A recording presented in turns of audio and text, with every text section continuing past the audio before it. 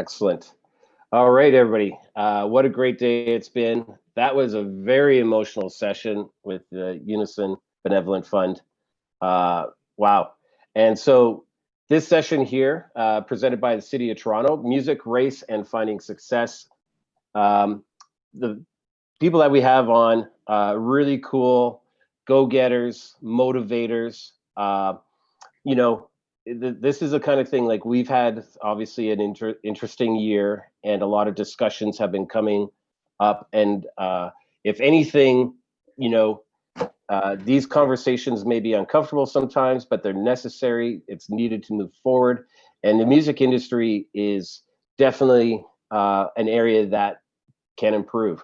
Um, Now, I'm going to introduce our guest, and Rooks first. Rooks, you actually, we worked together a few years ago. You Yes. came to us as a volunteer for Indie Week, but I'd like you to share your story, because what you're doing right now in Toronto is very inspiring. Thank you so much. Yeah, no, honestly, like I remember my first year being a music manager, I saw Indie Week was like the only space that like kind of actually it was the only space that said yes to letting me volunteer and had such a robust I think volunteer experience. And when I went there, I remember one of the very first things being like, don't just come here to go to free shows, come here to actually like learn and participate. And so yeah, Indie Week has a very special place in my heart. And it was really cool too, because I worked at all rock band shows. And one of the things that I remember taking away from that, even though I predominantly worked in urban music, was how important it was to, have the same level of professionalism, whether you're interested in something or not, because by default, you become interested. And so, like, all of those rock bands, all of those, artists and those people that I met, like, I felt the same, adoration and connection for them that I did any other genre. So that really helped shape, too, the way that I would walk through the rest of my music career. For me, I've always been really focused on being on the back end, in the background. Actually, right now, in the background is I'm in Atlanta. I work in the city of Atlanta often, and I'm really obsessed with building the music industry in terms of the music economy. How do we create more, young executives who are interested in leading in the music space and not so much being a creative? I definitely see Toronto being at a disadvantage of making sure that we have, engaged and educated young people who can go out and become music managers, go out and become music executives, and build the ecosystem that really can support a talent. Because I think oftentimes, like, we're so focused in Canada on talent that, great guys like Dio who go on and win Guinness World Records come back to their city, and there's not enough support, there's not enough infrastructure here to say, all right, you're doing something dope, you have this crazy talent. Well, now you have a creative director, now you have a brand director, now you have a social media. Like, all of those pieces are so important to the puzzle, and I think that it's really time that Canada focuses on building those. So that's what I'm doing at Sandbox. It's really all about industry development and sector development and capacity building. Excellent. And if you can, talk a little bit about more about Sandbox. Yeah, so Sandbox is 8 years old actually this month. It's crazy. I really just started Sandbox to be a studio for the artists I was managing 8 years ago. It's turned into really a community and a hub, a space for creatives of, all backgrounds, all walks. But predominantly we work with, anything that I say is not adult contemporary or rock in Toronto. We have a huge Bollywood clientele. We have a huge, like, dance hall, Caribbean market. We do so much Russian rap. I'm pretty sure I speak Russian now. Like, so we kind of just play in that space of people. At first I wanted to be this really boutique recording experience, and then I realized that I really had the opportunity to become somebody's first experience. So what we're trying to do at Sandbox always is being Toronto's creative playground. We have a cyclorama wall where people shoot videos, have events, and we also have two recording rooms that people can go in and rent without thinking like, do I have enough money for security deposit? Would they trust me? We want people coming in, we want people playing on, thousands of dollars worth of equipment and not thinking about how much it costs. We really just want people to be able to afford the opportunity to have peace of mind when they're creating. That's awesome. And I've been able to sort of watch on socials, and I know you've done some sessions with SEMA or Music Ontario, some of the learning experiences, and I find you're very inspiring Thank, as we move forward in this business in Toronto. thank you. Awesome. And I'd like to introduce Dio. Dio, man, we've hung out a few times at some conferences. You've got quite the biography. If you can, please share your story with us. Sure. Well, I always like to start by thanking you for inviting me to be part of this. Brooks, it's great to see you. I like how we're color coordinated there too, with the same color. So that's cool to see. I always start off by saying what DO stands for, because DO stands for Defy the Odds. And what that means to me is, being a Canadian artist, being a Canadian rapper, I had to defy the odds. Now, I always tell this quick story, and I think it describes it well. When I used to tell my friends I was going to be a rapper, my friends, these are my friends, they laugh. You can't be a rapper. You're from Canada. And I tell this story at schools that I go to. I've been as a motivational speaker that does a hip hop program, done over 2,000 schools. And at first, when I told that joke 15 years ago, everybody laughed. And nowadays, people don't laugh because they're like, what about Drake? What about Tory Lanez? What about Weeknd? And other names, which I love hearing too. But my point with that is, I've been a professional rapper for 20 years. It's been my full-time job for 17 years and counting. And I had to defy the odds to be able to do that, because to me, there wasn't an infrastructure in place where I could go get a manager. So I became the manager. I wanted to find out about grants. I couldn't get anybody write them. I started writing them myself. People weren't putting on shows. I put on shows. I didn't see things happening in Canada. I started traveling internationally and producing events at these conferences. And then we put on our own Northern Power Summit conference in Toronto, trying to help the next generation and current generation of Canadian hip hop artists and urban artists, and just artists in general, have their voice heard. Because I think that's a really important thing in these days and times, in a pandemic, in Black Lives Matter, is getting our voices amplified so that we can reach more people and make more impact with our voices. Wow, that's awesome. I love the what DO stands for, and I can totally relate. Like I grew up in Edmonton and I moved to Toronto for music, and man, I didn't know one person here, not one. And a lot of people are like, "You're from Edmonton, so what?" And sort of brush you off and not pay attention, So, but yeah, so much about the music industry is learning it yourself first. And to build a team, you need to be doing something to attract them. And part of that is doing the hustle and figuring it out, Rooks, you sort of brought up a point, and I want to sort of ask this question to both of you, and we'll start with Rooks, is, as you were starting, what were some of the obstacles that you had to overcome? You mentioned that a lot of people had said no to you. And so if you can, please just share some of your story on what were some of the obstacles, but then how did you get around them? Yeah, I'm not very emotional when it comes to no's, one of my favorite movies is, Canadian guy, Jim Carrey, Yes Man. I always try to figure out how to get my yes in there. And I think that, when we talk about race often, we often think about opposing, black, white, this, that. But one of the things that I found that was very challenging for me growing up was even going to my own community members and them not having much opportunity or resources to share either, right? Because they were kind of paving the way ahead, and they were kind of in the weeds in it with me. They weren't that much further ahead, and I found that was incredibly interesting for me, being in that space and wanting to be like, hey, how do I navigate this space, and them kind of being like, I don't know, and feeling more so like they didn't care, only coming to learn that they really didn't know. And so, I think that was one of the pieces, but more so as well, sometimes when you hear no from people that you expect to hear a yes from, you give up, and so I think one of the biggest challenges that I had to overcome, it was really realizing it's not personal. Even when it is personal, it's not personal, and so I think it's tricky when we talk about race a lot too, in Canada with music and arts. Often everybody wants to say everything but black art, but black music, but black creatives, but you know what I mean? It's always urban this, community that, da da da da da, BIPOC, but it's never black. And I think one of the challenges with that is that there are very specific challenges in the black community that create, and a study just went out that said, Canada is the most, challenging space to get a job in a first world country if your name is different. right? And so I think a lot of times when we think about Canada, we're often thinking that, you know, we're so progressive because I eat sushi today and then I eat shawarma tomorrow.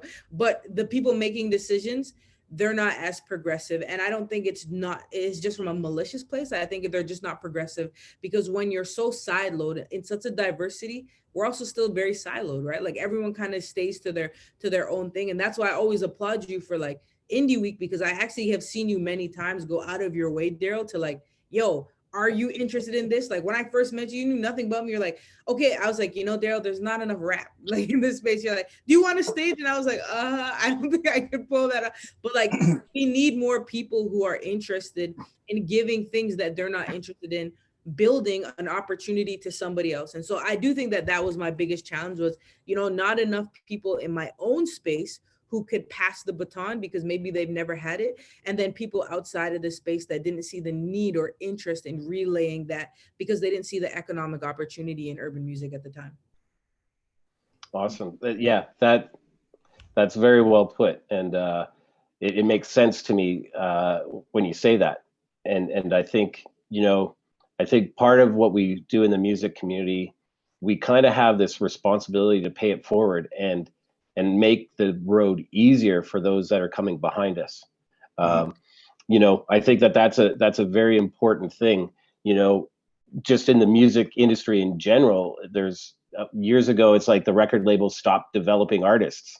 You know, you used to be able to get a demo deal or a development deal and, you know, allow 2 albums in to get a hit. Now it's like you got to get a hit out. So, you know, regardless of everything, I think that we have this responsibility of making it easier for the people behind us. You know, Dio, same question to you. You know, when you were starting off, what were some of the hurdles that you had to overcome and how did you do that? I think there's a lack of community that I found in hip hop music. It was really fragmented. I'm not from Toronto. My family's from Saskatchewan and Nova Scotia, and I grew up in smaller towns in Ontario. So I looked at that as an advantage when I came to Toronto because I realized people viewed Toronto as I'm from Scarborough, I'm from Mississauga. So those people didn't always get along with each other. And I just was like, we got to come together. And I found that frustrating that I didn't see a lot of community. And I think a lot of that was because the scene just wasn't popping, that you could have the greatest music and then you go out to a show and people are just standing there with their hands down. They're not participating and call and response. And although they might be taking it in, they're not outwardly showing it. And so that was tough to deal with on a show and community level. And then mentors. I didn't really have a lot of mentors to say, this is what you should be doing, or you should go out on that road. I mean, one of my biggest mentors in my career is Maestro Fresh Wes, which is a huge blessing, right? But there's a lot of Canadian rappers that'll tell you the same thing. And the problem is, I don't have the same story as Maestro, like all these other rappers.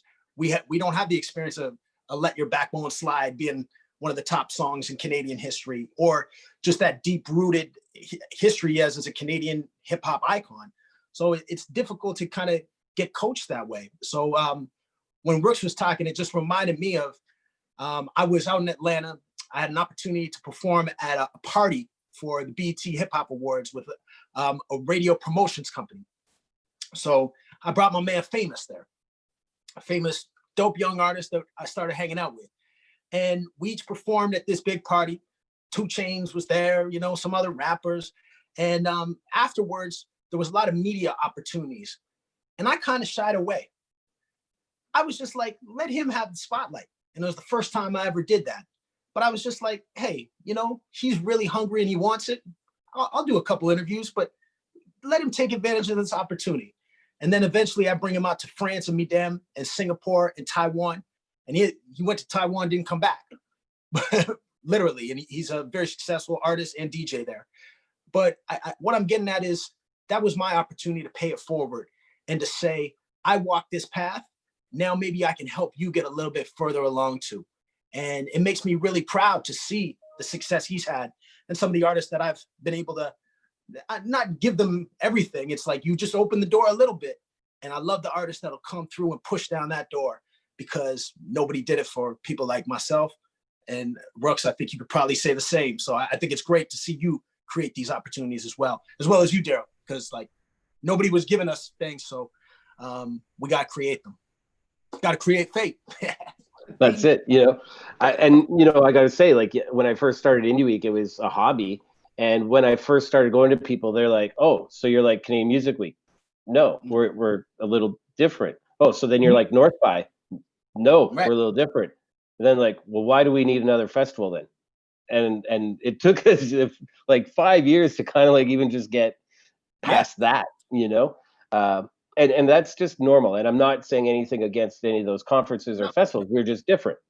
And people love to compare. And that's where some of the stigmas come into play, is they compare. And you know, some of the hurdles that we've had actually moving forward, and on a personal level, like so I've been a booker for 3 or 4 venues in Toronto, and I'll be very honest, and that was years ago, so a different time. Every venue I booked at, almost first meeting with the owners, the first thing they said is no urban, no rap, no hip hop. And I would still book it in when I could, and they'd be like, thought we told you no urban, no. And I'm like, oh, but this is really cool. It's put on by a promoter, you know, and so some of the barriers for us to engage with certain communities has been the venues themselves, you know. And again, that's some time. And I wanted to know if you've had encountered any kind of instances like that, is like barriers to a space to host events.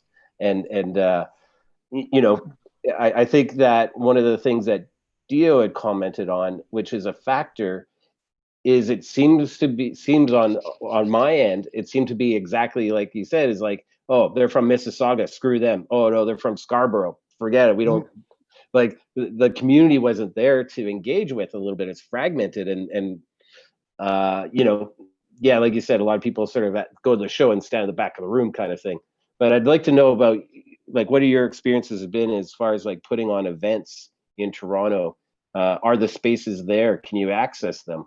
And you know, it's something to say that, you know, with Indie Week, we normally have like 24, 25 venues. We do have a hard time trying to program into some of them what we want to. They'll come back to us and say, oh no, take this artist off. No, we won't, not at our venue, and stuff like that. So that's what I'd like to talk to you guys about, or this next question, and we'll start with Rooks. Have you had any barriers when it comes to just finding a space to promote events properly? Well, this is like such a loaded question, often because, you know, urban music is a genre of music, and there are creatives who exist within that space that are going to tell different narratives and stories. And then there is a very particular genre of urban music where, you know, male bravado and a very particular criminalization of an experience is commercialized, and therefore we have a demographic of young people who want to identify with this, and therefore the way in which they're going to behave in these venues is going to be reflective of the music in which they are trying to create, right? And so we have this real issue and challenge of, as a venue owner, I understand your hesitation because maybe perhaps there were challenges and issues there before. But also that isn't one entire genre of that's not the entire genre of the music. And B, from sitting on other sides of the table, is that, you know, the Toronto Police Service, and they charge extra when they know it's an urban show to a promoter. So if you require security or you require a police officer on site, you know, even just looking at your budget lines, well, if I can put in 5 shows versus 2 shows because I'm going to be charged more. So all of the systemic pieces of when urban showcases are created are a real barrier and challenge, I think, overall in the city. So there's that piece. And then for myself, you know, I always have this double-edged sword because I own Sandbox, right? And I'll see, you know, young people come in who, like, you know, are like, hey, good night, Rooks, how are you? Oh my God, this dog is so cute. And then get in the booth and have an entirely different, you know, performance of what they think that they're supposed to be creating. And so I do think that when I'm in those spaces where, you know, do I have challenge? I think it's really my job sometimes to educate people who tell me no, but also I'm never really presenting, people who I often would get a no from. Like last year, I was the executive director at Manifesto, and absolutely based on my own personal politics, I said anything that is misogynistic or, homophobic or, criminal in nature is not going to be on the stage, mainly because it was a not-for-profit that I was, the ED of. And I think tax dollars didn't really need to go towards that. But those are my own personal politics. And I think it's really challenging when we confuse like race, a specific genre of music, a specific, like all of those things can get, melted down together when they're not one and the same thing. So, it can be challenging. Yeah, that you really said a lot with that, and I appreciate that. Dio, do you have anything to add? Yeah, I think it's interesting when I talk to promoters or venues directly, and we'll kind of get into a friendly conversation, and they'll just kind of just say like, Dio, it is frustrating that, I feel I can't bring in some hip hop acts. The upper management, the owner won't want it.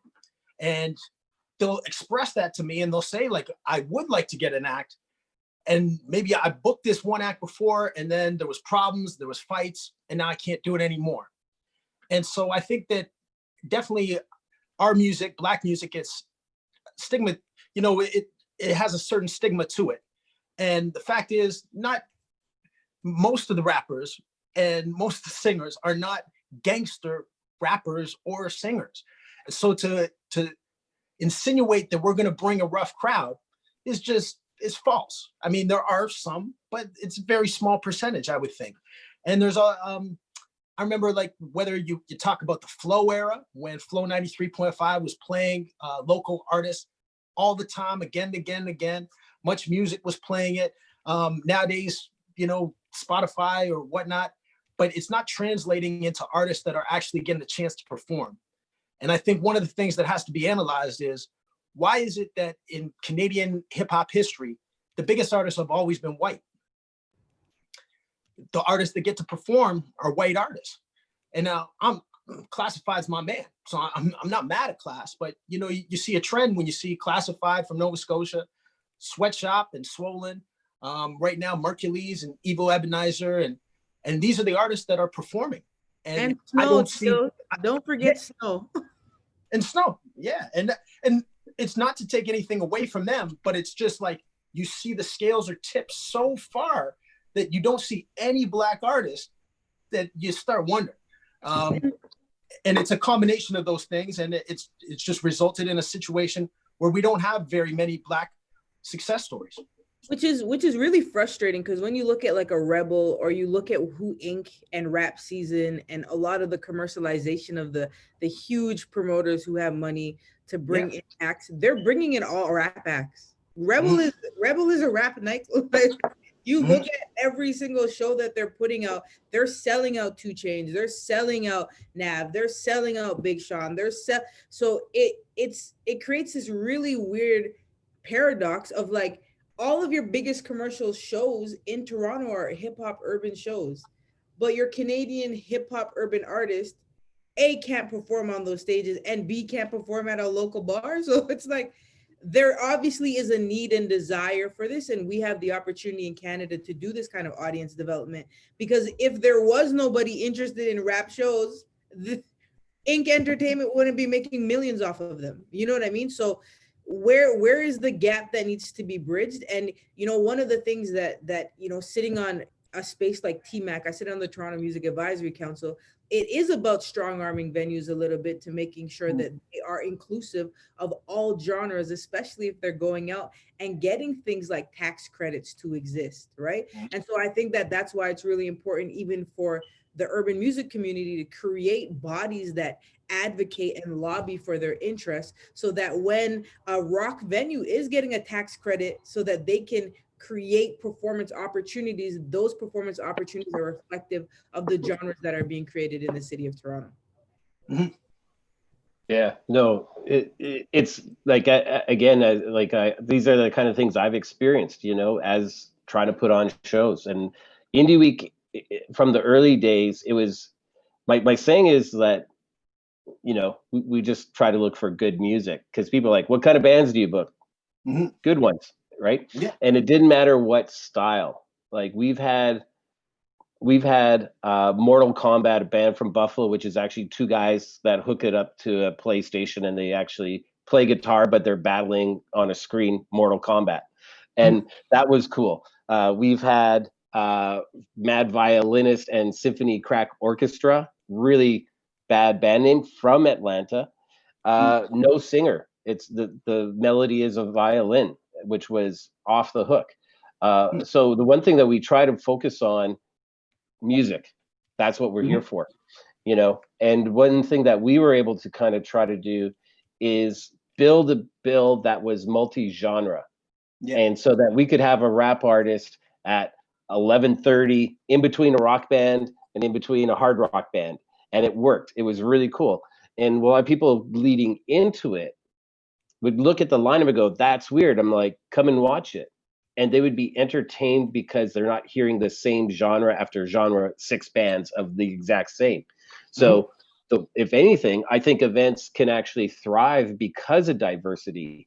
And it was always an interesting thing. And one of the artists that early days of Indie Week that we really tried to highlight a lot was Poisonous, world-renowned beatboxer. Like if you watch, yeah, he is amazing. Like what a talent. And so we would take him and put him at the Tattoo Rock Parlor. We would take him and he's like at the Big Bop, and put him into rock venues, and everybody was blown away. Like, so the one thing is like talent really comes out, and I think we need a stage for that. But I think that I think that's something that you hit on though, Daryl, is that like you're not afraid to say what is good or bad, right? Like that is something that I actually have found sitting on numerous music councils, juries. This race and music conversation is such an elephant in the room, because I've sat down with people who can play like the cello with their eyes closed, they're like, and then they hear something that is not good from a rapper, and they're like, it's good, just like, because they're so scared to also say that it's bad because of the race conversation. And then it goes both ways, that I just feel like from sitting on the other end of like inside of those rooms, that people are scared to say what is good or bad. Even when it is good, well, we're classical, it won't make sense for us. And when it's bad, we're classical, so we don't know. So I just feel like there's just such a disconnect of even wanting to like touch urban in any way if you're outside of the urban community. And that's a big part of the reason that people aren't standing up and saying, let's throw this urban act in between a rock act, because why can't it fit? Yeah, well, and also I think that this is the way that we do open the doors for those stages. The venues start looking at, wow, this artist is great, can we have them back? And I was able to actually book some artists back again because the venue requested it. But leading into it, it was a fight for them to accept it in some cases. And I'm not trying to generalize all venues of Toronto, of course. It's just that certain times, and this is some of the things that we face. But I also feel Rook's kind of like comment to what you said is that we don't really do a good service if we're booking artists that aren't good. That doesn't help anybody. And I think that's one of the things to note, is that quality, regardless of anything, is key and important in the world of music. When we are trying to move forward, we have to sort of have some sort of quality level as well. And so with that said, what are some of the steps that you think are needed now? Like, we're in a pandemic, we're locked in. What can some people do to still keep helping move things forward? Dio, let's go to you first on this one. I'm going to start with grants, because that's where a lot of artists in this country gravitate towards. And I've written a lot of successful grants for artists over the years. They call me Grantmaster Flash. So I've helped write over 300 successful grants for artists. And oftentimes when artists talk to me about grants, and I don't really write them as much as I used to, but if they didn't get the grant, they would be upset. And they'd say, but Dio, I thought you really got it. And to work yourself back is what I noticed is they didn't have a very good marketing strategy and their branding wasn't on point. And I think those are two big things to focus on during the pandemic, because when I talk to artists nowadays, just to catch up, touch base with some younger artists, they'll often tell me what they're working on, and they'll be working on a new single or a new album. And I ask them where they want it to go. Like, where do you try to take it? Because I know it's a pandemic, but you got to keep the dream alive. And so some are like, oh, I want to be performing when this is done. But I'm like, okay, but where do you want to go? Because I find artists are in a perpetual cycle of making music, thinking it's going to blow up. It doesn't do any numbers, then they give it up and move on to the next project.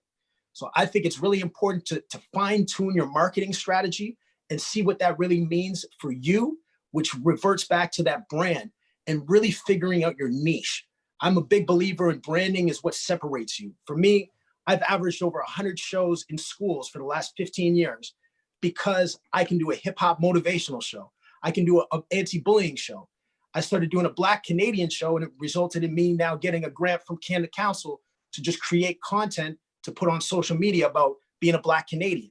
So I did that by understanding my brand and my niche. And I really think that's what artists need to do in this time. Wow. I can tell you're a motivational speaker. This is great. Exactly. And I think that that's sort of like the message that we're putting forth with Indie Week is that, you know, tune in and move forward. Like, this is the thing. We have no choice but to move forward, and things will be different. But this is the time, you know, if you're at home, maybe you have more time to learn. Maybe you have more time to craft your skills. And I think this goes for everybody. And, you know, that's what I'm looking at is the positives out of this, is that maybe it's cool to have a pause and really take stock of where you are and where you want to be. Rooks, I'm going to send it to you. Do you have any comments on this? Yeah, you know, I think the music industry was always moving into this space in terms of, you know, 360 deals and selling merch and like streaming, and like everyone was always trying to figure out how to make money. I think COVID like literally sped up something that was a decade in the making. And so I do think it's incredibly important to just figure out how to pivot. You know, there are artists that are like, I can't tour anymore, Rooks. What do I do? And I do a lot of private consulting for mainstream artists and artists signed to labels, BC artist on a label. And I'm like, why are you complaining? This guy just made $100,000 off Twitch last night. Like, you know, like there's so many ways that you can make money online that it is really important for you to figure out how to pivot in this time. And one of the advantages I think that, you know, Kendall asked in the room, like, how do I feel about the term urban? Like, I'm neither here nor there for the term urban. Like, I don't really have any, I think, specific relationship with it. But one thing I will say about like what we've known as urban artists, what we've known about urban music, you know, from the babies to like, you know, all these rappers have an incredibly unique and savvy technological skill set of like being able to get in front of their audience. You know, Fetty Wap spoke so much many years ago about like how he really mined his audience and figured out, you know, how to read the data from SoundCloud and analytics. And I think that of any genre right now, you know, and outside of the genre, if you go and you look at studies, you know, Black young people are the adopters of technology before anybody else, you know, from smartphones to whatever it is, like technological like advancement in that specific community is very high. And that's something that, you know, studies have shown for at least the past decade since the introduction of the BlackBerry, you know what I mean? So I think that there's such a huge opportunity when it comes to that specific genre. And of course, this demographic of creators to use the advantage of being so socially savvy to figure out how to turn social currency into actual currency. Yeah. Oh, I love that last part, social currency. You know, I've mentioned earlier today, people add value. You know, the more people you have, the more value you have. You know, we see that with influencers and so on. I wanted to bring up there's a TV series that was on Netflix, The Evolution of Hip Hop. And one of the things, I don't know if you've seen it, but every episode is a blueprint for a business plan practically. You know, I really recommend everybody watch that series because you're looking at all these different artists. They're in different cities, and the story is how did they overcome where they're from. And man, like there's so much innovation and how they approached it. And you know, I really recommend everybody watch that series, Evolution of Hip Hop, on Netflix. It's a blueprint of success every single time. And the one thing that I have to say, you know, if anything, hip hop, you know, my background is more rock and bands and garage bands, indie bands, that kind of thing. And there's been a change. Like a lot of people right now are saying rock is dead. And you know, the reality is that the people who are in hip hop just really showed how smart they are. You know, they know branding, they know how to hustle, but they also know how to adapt, you know.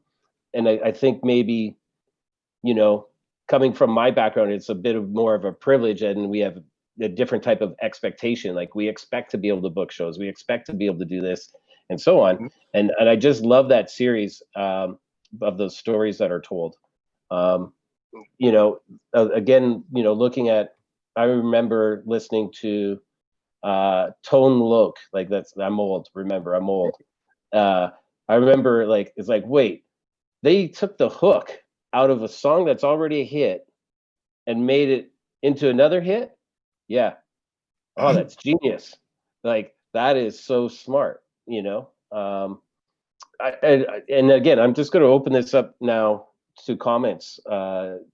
Brooks or Dio, you know, what are your thoughts on how some of those artists? It's just amazing how they created massive companies. You know, in New Orleans, the scene there massive. You know, and they were leaders. What are your thoughts about where we're at now, and can we have that kind of happen again? Well, I'll go first, I guess, Brooks. So I think it's all about storytelling. And I think that's the essence of what hip hop is really about, is telling your story about where you're from. I remember when I was coming up, I used to think, oh man, it's different in the States. So promoters aren't booking us here. The crowd isn't going crazy. It's because we're not in the States. And then I go to Chicago, I go to New Orleans, I go to Miami, and I'd hear artists say the same thing, that they were having trouble in their own cities. And so that made me realize it's about telling your story. And my favorite rap growing up, you know, I was coming up with Wild Thing, but Fresh Prince, Will Smith was one of my first rappers, and he was all about storytelling. Like my parents just don't understand. That's a story. Like LL saying, "Mama said knock you out." And I think the important part now for artists is not just the music, but that's to me your marketing campaign, is how you tell a story beyond things. Like I have a song out now called Can't Wait. It's my new single. And part of it is about, I go to the Grammys every year, I attend the Grammys and I put on events. So when I'm promoting the song, I'm also reposting my pictures from Grammy week and telling the story of where these songs came from. I mean, if you grew up around where I grew up, I was a big wrestling fan. So I talked about Macho Man and Miss Elizabeth in the song too. And I posted a picture of that because that's part of my story that tells you a little bit more about who I am. But I think the best hip hop does that. And for any artist listening right now, I think that's the key for you guys is in your music, telling the story of where you're from. The Baby, as Brooks was saying, does that incredibly well. And then showing people through your social media how that story comes about, because Hip Hop Evolution does such a great part visually. So if you can tell your story audio and visually and put down a TikTok, you're in good company. As my man DJ Speed says, if you can't do a TikTok right now, get somebody else, hire an influencer or put a campaign together, but try to tell your story on every media platform that you can. And for me, I'd say, like, from the business side of it, I've met incredibly untalented people who are very successful because they have really sat down. When I was a music manager, I would always say, I would rather take a 5 across the board than a 10 in any one thing. That's only a 10 in one thing. Because you know, you have to, as you know, as Dio's saying, like, one of my favorite things about watching Dio is that he does the Northern Power Summit to educate other people from the resources he has. But then he's also in schools, you know, giving back and then also being able to encourage other young people to be creative. He's also still releasing music.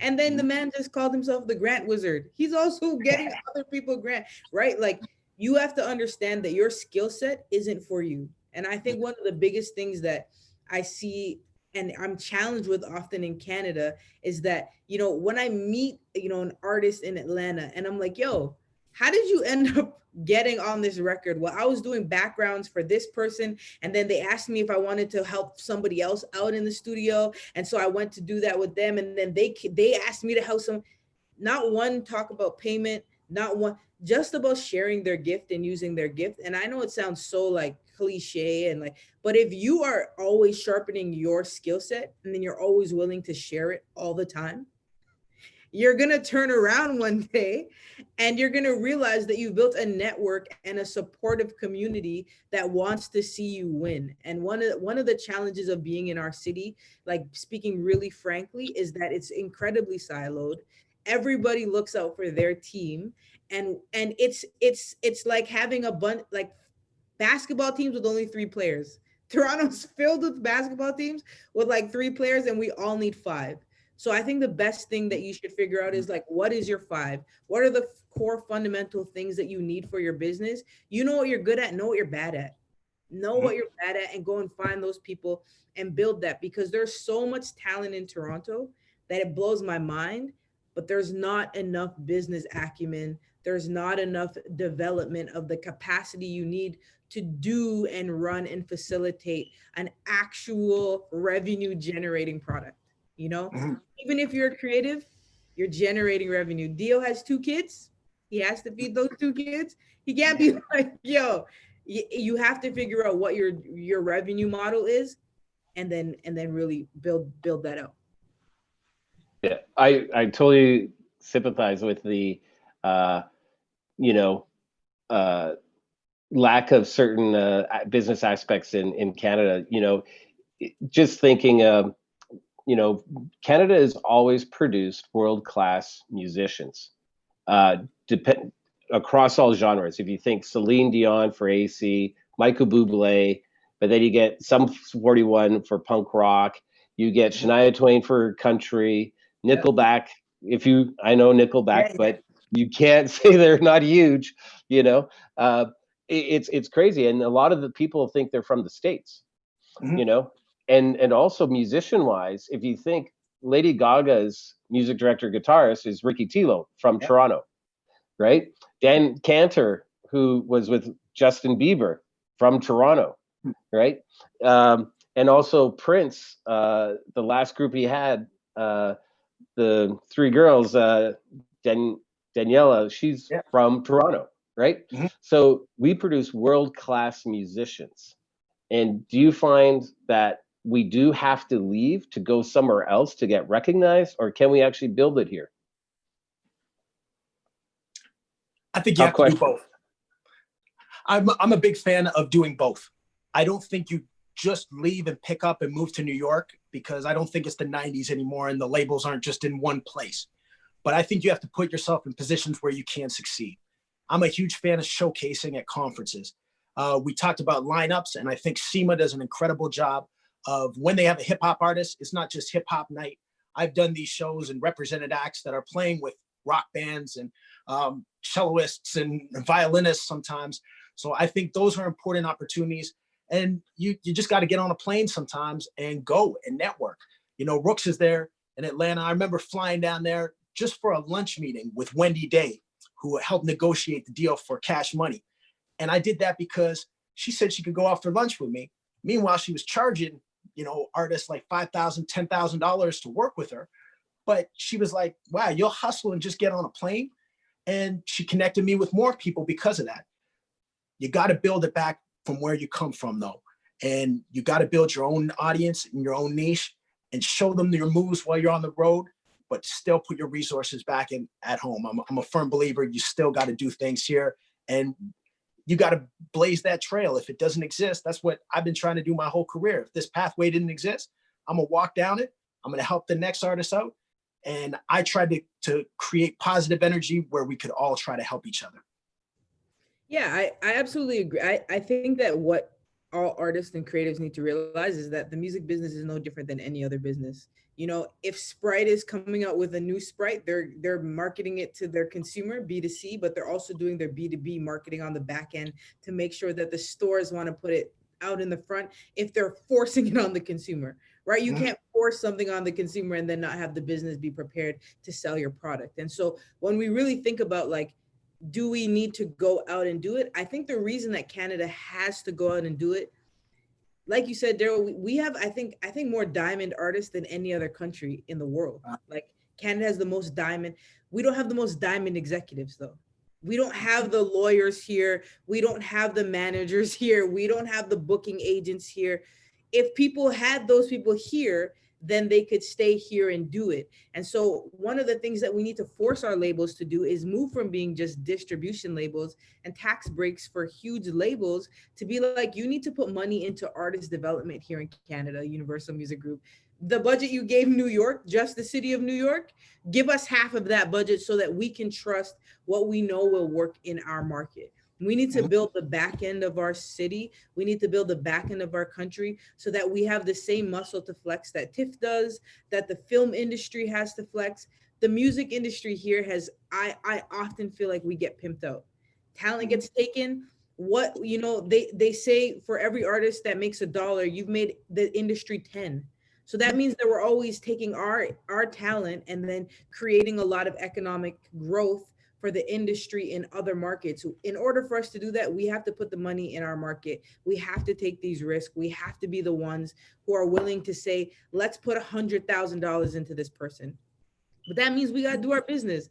So all the artists and everyone who's paying attention here, you got to do all the pieces. It can't just be that you're talented. Everybody's talented. Yeah. And I think work. Yeah, and I think truthfully, and man, I can't believe time's flying here. But I also think that there's a lot of people that are looking for the, like, I want to get from A to Z tomorrow. I want to skip all the steps in between. I want to get to the front of the line right away.